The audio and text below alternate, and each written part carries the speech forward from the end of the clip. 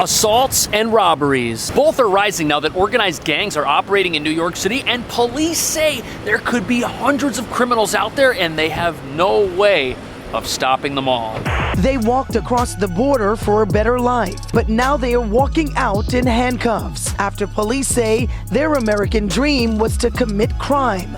Police say a gang terrorized New Yorkers, robbing them and then hacking their phones to drain bank accounts of hundreds of thousands of dollars. Surveillance video shows the moment two masked men broke into the back of a Bronx bodega, walked up to the register, and made off with $100,000 cash. I think all the crime is getting worse right now. I mean, especially with the bikes and the mopeds and the scooters, everyone's riding around.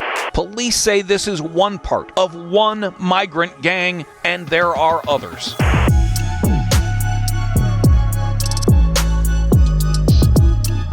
According to the police commissioner, the city is in the middle of a crime wave. And it's gang-related. Now, although some of the gangs are made up apparently of asylum seekers, what nobody's talking about is there's other high-profile gang-related activity being orchestrated by gangs of New Yorkers as well. We're talking everything from cell phone theft to pickpocketing. A crime spree involving bodegas has seen certain businesses lifted for over $100,000. And the next time you're out at a bar and someone attractive approaches you and talks to you, they could be targeting you for some crimes that are so heinous, it makes me think it's probably not even safe to go out at night here. On top of that, some of the asylum seekers who've been caught up in this may have been exploited by gang leaders the police are now looking for. But before we get into why this is happening and how much damage is being done to the city, it's important to understand that many of the criminals who have been caught have already been controversially released without bail, so they're still out there somewhere for some reason. But what's alarming is that when last year ended, overall levels of crime in the city were down. There was a 12% decrease in extremely violent types of crime, but the reduced crime trend has reversed. And what most people don't know is that since 2019, overall crime in the city is up 32%, which means 1 out of every 3 New Yorkers are now more likely to be involved in some sort of incident. And the types of incidents happening now are unlike anything I've ever seen.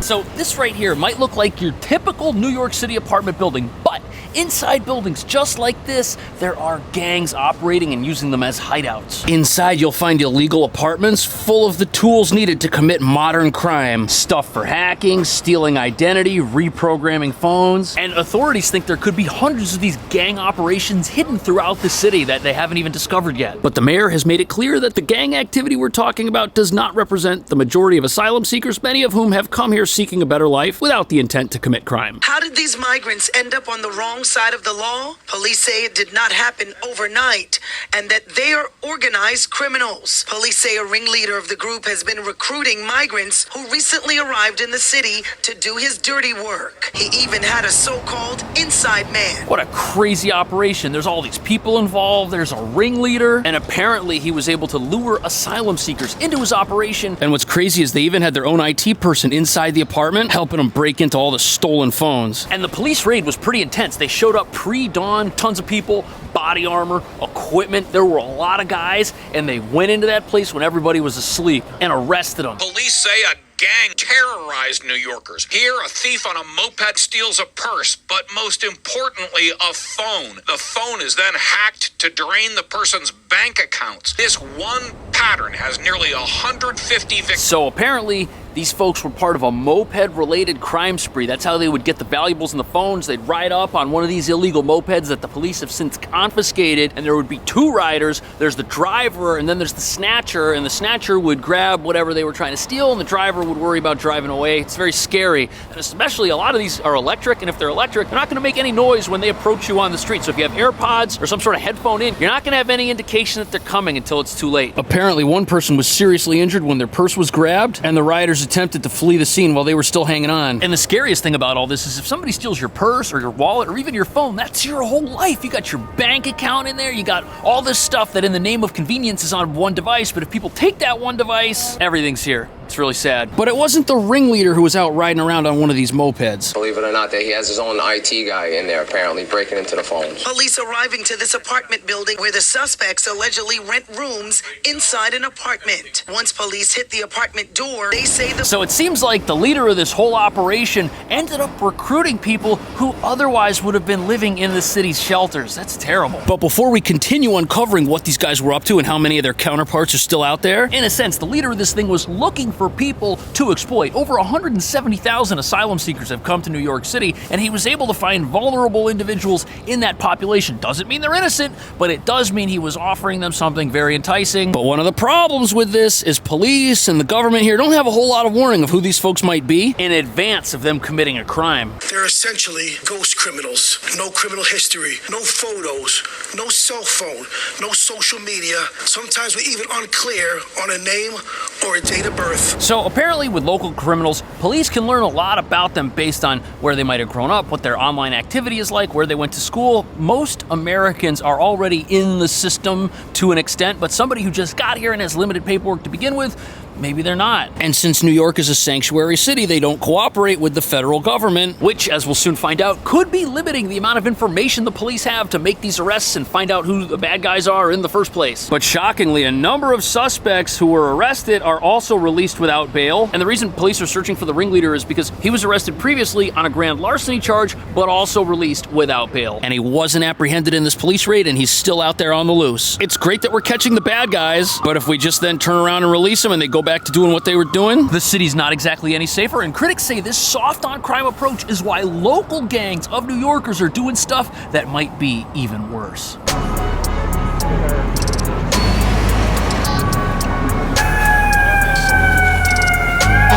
So here we have your typical New York City bodega, deli, convenience store, whatever you want to call it. It might not look fancy, might not look like much. Perhaps you think they're just in here selling sandwiches, making pineapple juice, but to criminals, a place like this could be more valuable to hit up than an actual bank. Surveillance video shows the moment two masked men broke into the back of a Bronx bodega, walked up to the register, and made off with $100,000 cash. One of the men wearing a hooded... That's insane. $100,000. Now, experts are saying that it was probably a week's worth of sales from the entire store, but the criminals made away with all that money in cash without getting caught. And apparently, if the criminals were to have tried to rob a bank, their chances of a successful robbery would have been 60%, and typical damages from a modern bank robbery are around $10,000. So this was 10 times more than they would have got from a bank. There was probably a safe or something that they were able to break into, and it sounds like it was full and hadn't been emptied in quite some time. And as you'll see from the footage, the robbers definitely knew what they were doing. One of the men wearing a hooded jacket can be seen rummaging through compartments until he finds the money, stuffs it in a backpack, and leaves. A lot of the times they get away with $5,000, $10,000. That's not a story. So as you can see from the hoods and the masks, this gang of criminals, they were professionals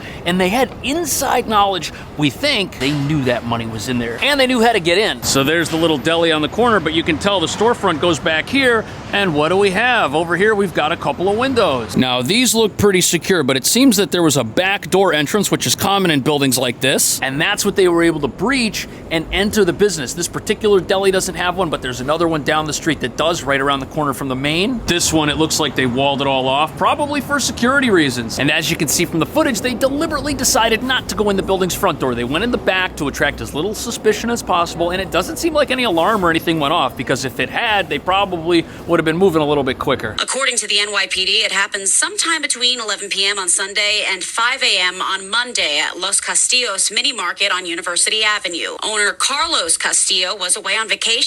When he got back, he found that the place had been ransacked. And how did they know the owner hadn't yet gone to the bank? Maybe one of the workers tipped him off that the owner wasn't around, which means this heist could have been an inside job, or maybe a delivery worker. They get deliveries of beverages and food and supplies. Maybe they delivered a lot and they knew what was going on, knew the owner was going to be out of town. Either way, it was definitely not a random smash and grab type attack. A lot of thought went into what was going to happen and when it was going to happen. On top of that, the back entrance that they went to, it was way less obvious than this little place. In fact, it wasn't visible at all from the street. They must have known what they needed to do in order to get in here. The thieves went around the corner, down the stairs, through a back alley, and pried open this metal door with a 6-foot crowbar to gain entry. Now, I've been in basements in a building interior before, and when you go down in there, it's not like there's just one door. There's a whole bunch of doors. Some could lead to apartments, some could lead to the businesses, some could lead to the basement, but they only broke in to the one door they needed to access to get inside the deli. They didn't go into the wrong door. They knew where to go. But there's no ultimate confirmation as to who these people were, who these people weren't. My guess, with the amount of insider knowledge these guys had that allowed them to commit their crime in the first place, we're probably talking about local criminals here. But the next gang the police caught wasn't targeting local bodegas. No, they were targeting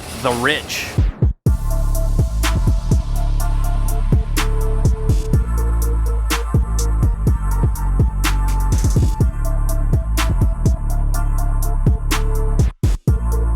High-end bars in Lower Manhattan, targeted by a criminal crew setting its sights on people who are drunk. Yeah, police say that crew would lure in men, then clean them out, then spend 6 figures on luxury products. So, as you can imagine, there are a lot of bars and restaurants all over Manhattan. Around 10,000 of them in total. And since there's a lot of wealthy people who go to these places, if you're a criminal, each bar is a potential location for you to spot a victim. And when someone's at a bar or restaurant and they're trying to have a good time, their guard is down. And what you've got here is your classic honeypot scheme. You're at one of these places and an attractive stranger approaches to you, they seem interested, and they are interested, but not for the reasons you might think. They have been removing cell phones and credit cards. Once they get the victim's property at high-end stores, as well as Apple, where they have been running up charges upwards of $100,000 to $200,000 per incident. Okay, that's insane. $200,000 in multiple incidents? That's double the bodega heist. Except this time, the customer was targeted at a lounge like this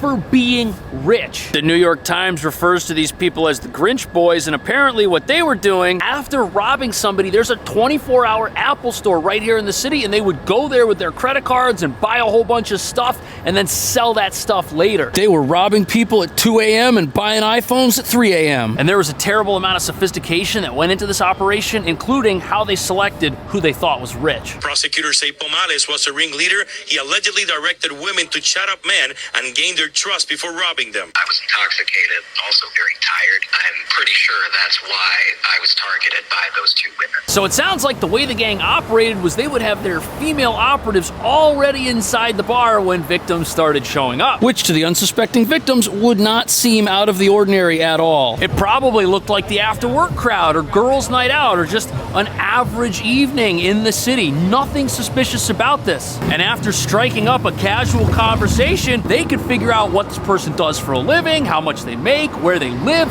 who they're hanging out with. They know everything about you. To the victims, they're buying drinks, chatting up attractive singles, but the crooks are waiting until they get drunk and then they're gonna rob them. And what's frightening about this is there are so many ways that could happen. It could be as simple as lifting someone's credit card when they're not paying attention, doing the same thing to their phone when they're not paying attention, or leaving with them and going to another location and then either having one of your thug friends rob them when they're out on the street walking, or wait till they bring you to their apartment and then rob them when you're there. Detectives say once they marked a target, women would get them to leave a bar, go somewhere else, take their belongings, and spend as much money before the victim realized what happened. By the time I left the bar and was trying to get back to my new apartment, they were able to get my wallet and they had my phone. Now, what's crazy about this type of scheme is it's probably way more common than just this one story. I mean, think about it. We're all essentially a walking bank. But there's something about this particular crime that made the gang easy to find. According to the New York Times, the criminals were active on social media, where they would brag about how much money they were stolen and how rich they were. But that brings up the issue of New York City's sanctuary status. And how are the police supposed to find criminals if they have no way of identifying them or using the internet to track them down? The answers to these questions are not reassuring.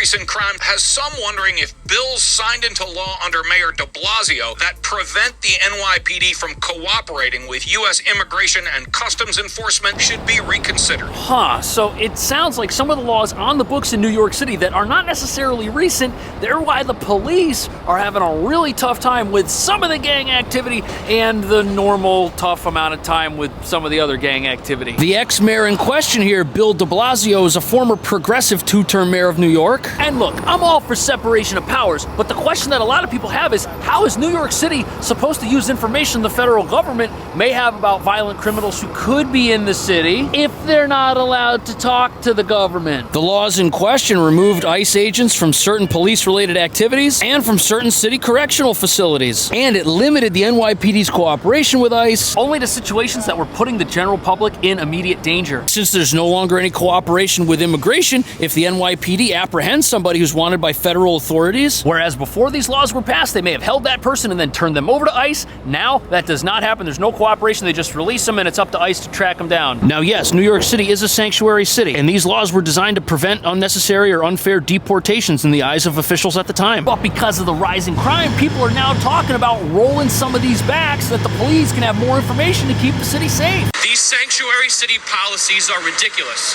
They're impeding our law enforcement, our officials. They're making those same law enforcement officials less safe, and by consequence, they're making all of us less safe. So the issue here is that when somebody enters the country, the federal government checks them out, processes them, but then when they come to New York and make a shelter request, part of that process starts all over again. And that's why controversial policies like the idea of creating ID cards for people who've entered the country, those don't sit well with everybody, but they would give the NYPD more information because, hey, you could have to present this ID. Now, I'm not advocating for that system, but a lot of times the NYPD's going in blind when they encounter somebody, which is why it might be a good idea to start cooperating with the federal government. But according to the New York Post, not only are many of these suspects free without bail, they're referring to these criminals as ghost perpetrators who swap identities with other criminals and have multiple aliases they can use anytime. Which means not only are New York City's lax court laws making it easy for people to get away with no consequences, once they're back out on the street, they could claim to be anybody and go on as they were. And on top of that, some of the criminals caught in the nightclub extortion schemes, they're back out on the streets too, and they're local New Yorkers. Which makes it seem like criminals are taking advantage of New York's laws. Laws that were designed to make sure that people, no matter who they are or where they're from, are not unfairly treated by our justice system and incorrectly prosecuted. But